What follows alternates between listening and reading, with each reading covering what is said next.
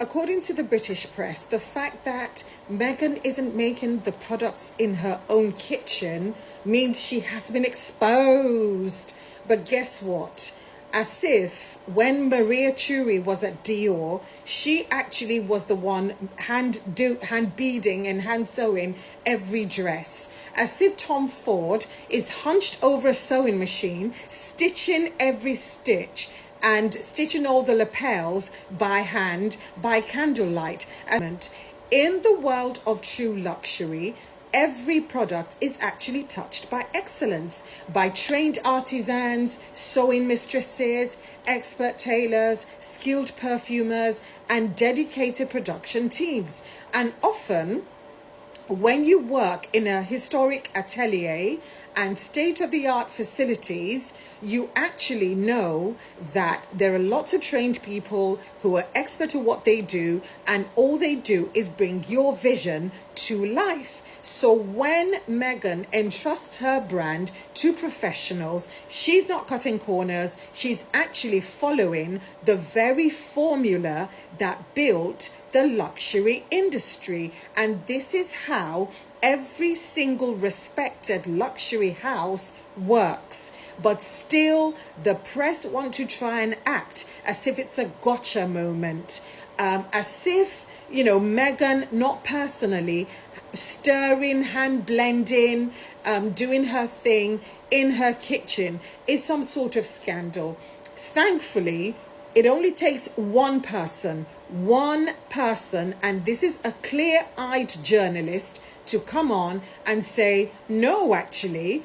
And she said it plainly. She said, this isn't controversy, this is commerce, and this is Meghan doing luxury right. The very idea that Meghan, the woman they relentlessly bullied, subjected to intense scrutiny and smeared for years, would launch her American brand using, was almost too much for the British tabloids to process. They suddenly sounded like bitter exes watching someone flourish without them, but still using their kitchen. The irony wasn't lost on anyone. While the tabloids fumed, the world watched as Meghan turned their negativity into fuel for her own sweet success. They tried to act unbothered, but you could hear the envy rattle in their headlines. Because Meghan didn't just launch a product, she reclaimed the narrative. She sent out jars of honey and jam, soft in color and delicate in design, and exposed just how obsessed, how fragile, and how laughably transparent the British press still is. This wasn't about jam, it wasn't about where it was made, it was about who made it, and the fact that Meghan dared to make anything at all. The very idea that Meghan, the woman they relentlessly bullied, ran out of the country and smeared for years, would launch her American brand using British production lines? It was almost too much for them to process. They tried to act unbothered, but you could hear the envy rattle in their headlines. A woman shared her homemade jam with friends simply as a thoughtful present, a sign of kindness, a moment of generosity.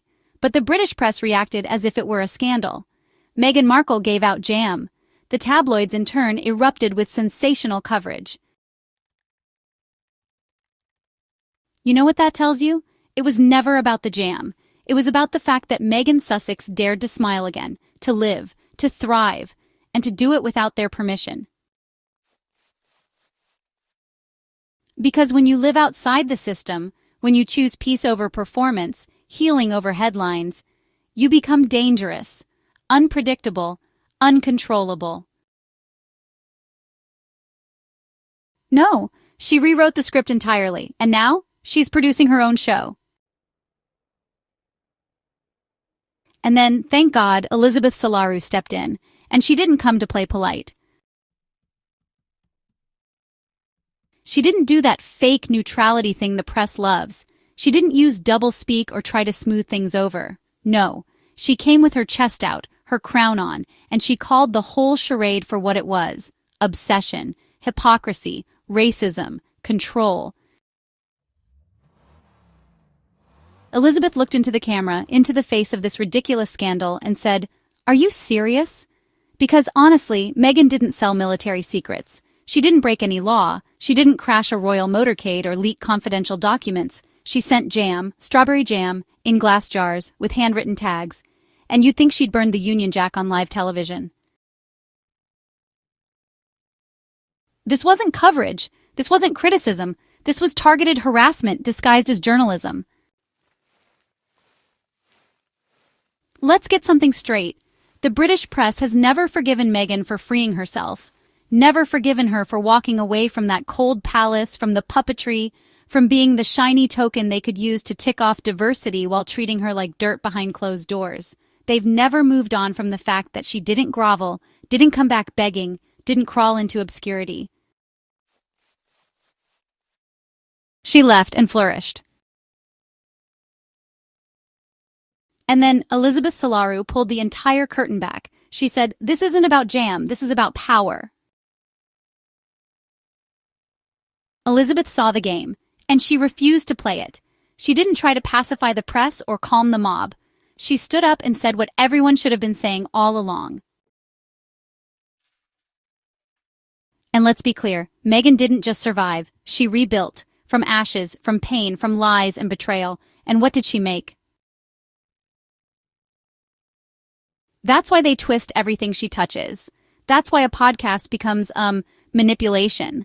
A hug becomes a breach of protocol. And jam becomes a PR stunt. It's not the act that bothers them. It's the fact that she did it freely. Because freedom is really their biggest fear.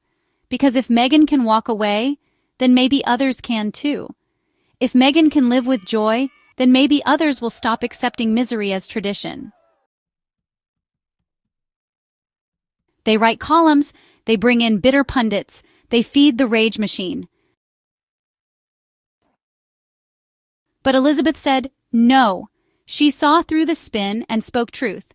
Not just for Meghan, but for every woman who's ever been punished for walking away from toxicity and choosing herself. Elizabeth didn't just defend Meghan's jam, she defended every woman who's ever been punished for surviving. She said, "You're mad that she didn't become bitter. You're mad that she didn't crumble. You're mad that she's still smiling. Let that sit. Because that's the truth they can't print. That Meghan smiling is revolutionary. That Meghan creating is rebellion. That Meghan's joy is political." And Elizabeth made sure they heard it, loud and clear. This isn't about some breakfast spread. This is about rewriting the rules. She said, "You're mad that she didn't become bitter. You're mad that she didn't crumble. You're mad that she's still smiling." Let's talk about what that jam really meant to the people who received it. To the Black women, the creators, the activists, the ones who open that box and don't see PR.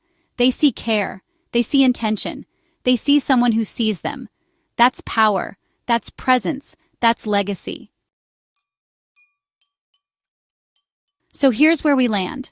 Meghan Sussex made jam and reminded the world what resilience looks like. Elizabeth Solaru spoke truth and reminded the press what accountability feels like. So let them cry over jam, let them spiral, let them write 20 more hate pieces and run back to Lady C for commentary. Because while they're choking on envy, Meghan's over there, in her peace with her family, her hands in the soil, her voice in the world, and her jam on the shelves. She's smiling, she's free, she's whole, and she's not asking anyone's permission. That's sweeter than anything they'll ever taste.